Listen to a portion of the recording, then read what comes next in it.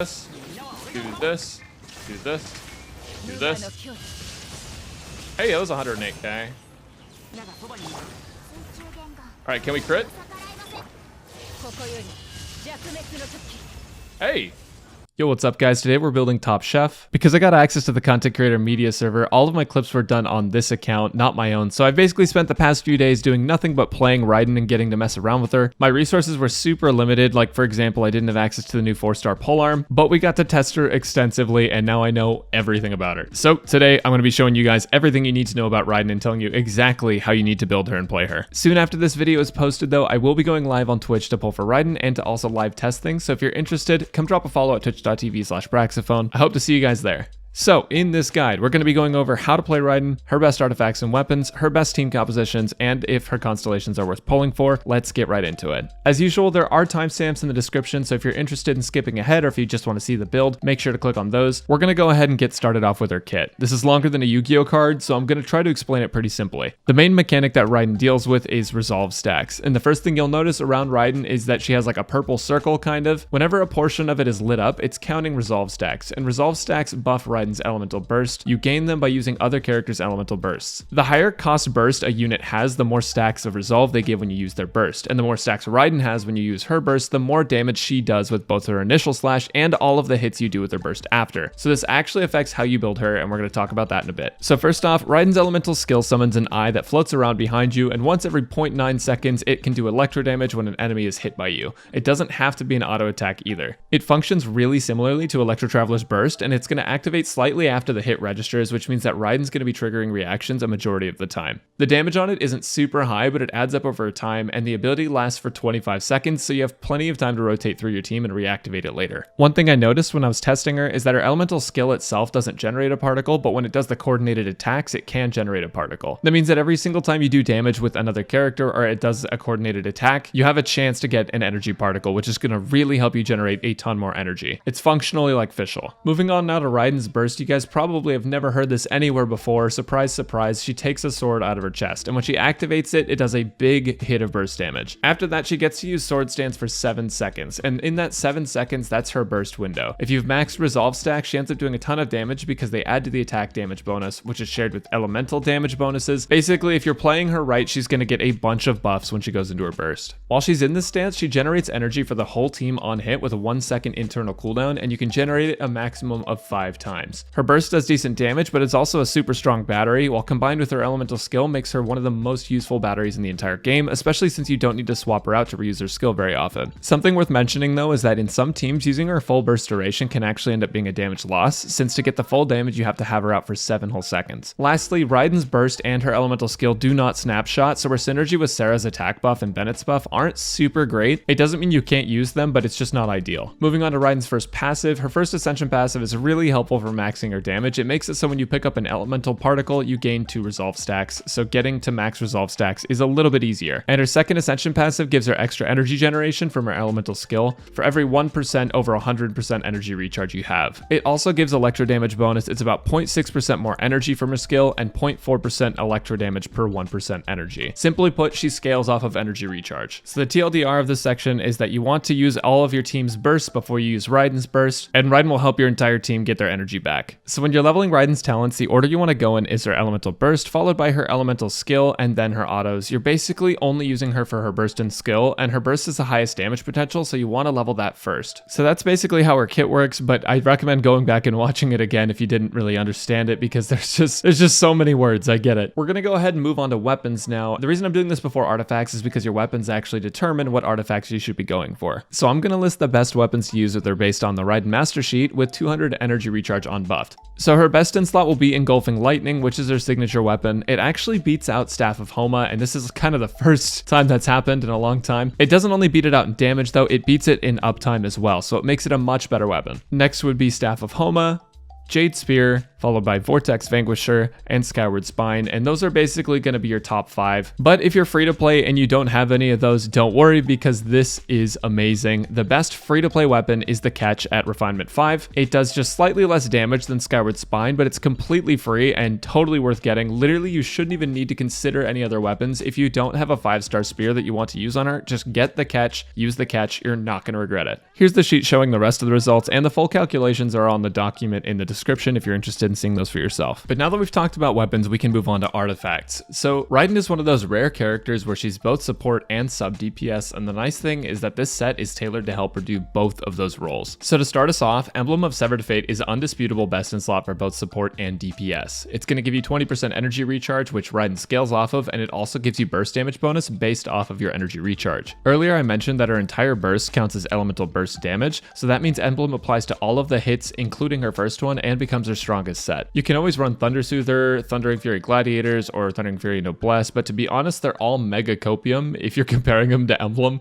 Like, this is one of the few characters where the set effect is completely utilized. So I'm going to highly advise that you go with Emblem of Severed Fate. There's basically no reason to use anything else. With the exception of Tenacity, because if you feel like going against the grain, you can run Tenacity the Millith on her, and she's probably going to be the easiest character to use it with in the entire game, aside from Albedo. As for stats, optimization gets a little bit weird, but the big thing to know is that in most cases, if you're going to use an attack percent weapon, you want to use energy recharge sands. Raiden's burst costs 90 energy, and though she does generate a lot of energy, her overall contributions to herself and to your team are based on energy recharge. The one exception to this is if you're using her main weapon Engulfing Lightning, because you'll want to use an energy recharge sands over an attack sands due to the extra damage scaling she gets. You can double check it on the Raiden sheet too. It's a super small damage increase, but it makes your uptime much better as well, so it ends up being much more worth it. If you do go with an energy recharge weapon, you can afford to go with an attack percent sands. The biggest thing to know is that you want 200% energy recharge on your emblem build, which you can easily get because of her ER Ascension stat. As for her goblet, I'm going to recommend you attack percent if you're using an energy recharge sands, because with an ER sands, Raiden's going to have such a low attack stat that electro damage won't actually benefit her that much. Plus, she already gets a ton of damage bonus from her kit, though if you do opt for attack sands though, electro goblet would be much better. And then in the circlet spot, you want crit rate or crit damage based on your substats, and you're going to need a bare minimum of 40 to 80 crit rate to crit damage and to maintain a 1-to-2 ratio above that value. Otherwise, just run attack percent on the circlet because it's going to get you more damage overall. So I know that was a lot of information, so to sum it up for you, basically energy recharge weapon gets attack sands, attack weapon gets energy recharge sands,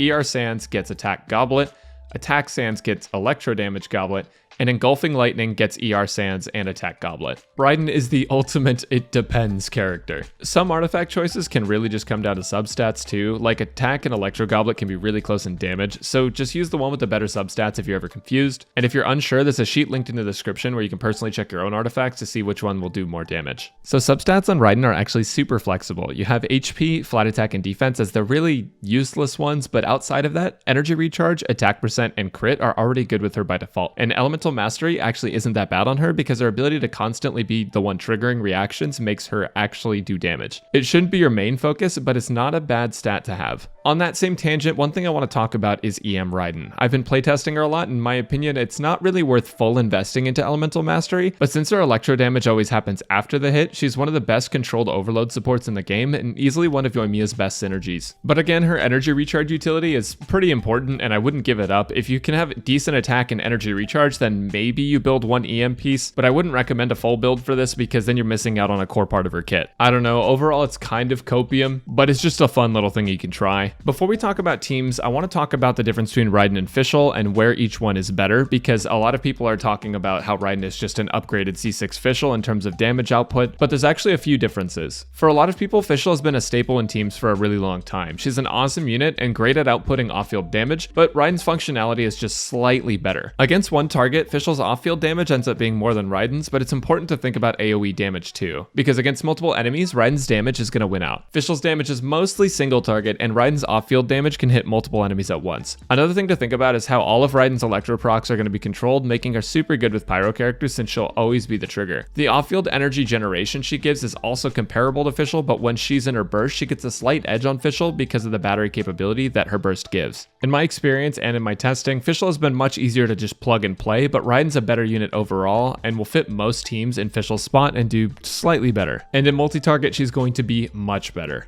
So speaking of Fischl, Raiden's going to steal the show from Fischl in a lot of team compositions. So while Raiden is strong, she's not as flexible as units like Zhongli or Venti. There are very specific comps you want to run her in, but she's still very good. You want to run high cost, high damage burst characters with her because she buffs elemental burst damage depending on the cost of the burst with her elemental skill. So put simply, she buffs your team's burst damage and nuke bursts are going to get the most benefit. And because of this, one of my favorite teams to run with Raiden is Eula, Beidou, and Deflex. And the nice thing with Raiden is that she's giving a ton of energy to your team regardless of the element. So you're able to run characters that aren't Diona with Eula. Diona's still good here, but you could also run Rosaria if you wanted. Another really strong team for Raiden is the Firecracker team utilizing Yoimiya, Beidou, and Bennett. It doesn't have a ton of elemental coverage, but it's strong because Yoimiya enables tons of procs for Beidou burst and Raiden's skill, which will let Yoimiya overload, essentially making her an AoE character. Raiden was the buff we needed all along. You can also run C6 Bennett in this comp without worrying about the infusion ruining like literally any damage. One other great team for Raiden involves Child's Foul Legacy team. Before Raiden, you would run Child, Beidou, Fischl, and a Flex, but as usual, you can replace Fischl with Raiden and you'll get a lot better AoE damage and better energy generation. I also want to take a moment to talk about Sarah because a lot of people want to use her with Raiden, and the short answer to that is that she's actually good with Raiden, but in most cases, Beidou is going to get more benefit from the energy Raiden generates and help your team output more damage. The other thing to know is that Raiden's abilities don't snapshot, so Sarah's buff actually won't be that great on Raiden because she won't be able to get the most damage out of him. However, Sarah does nuke damage with her burst, whereas Beidou does a lot of damage over time, so if you prefer the nuke style or if you genuinely just want to play Sarah with Raiden, replace Beidou with Sarah in any of these compositions, and if you want to know more about Sarah, check out my Sarah guide link in the description. There are tons of teams you can run with Raiden, and if you want to see more, I've linked the Raiden mains sheet in the description so you can see what teams they're running.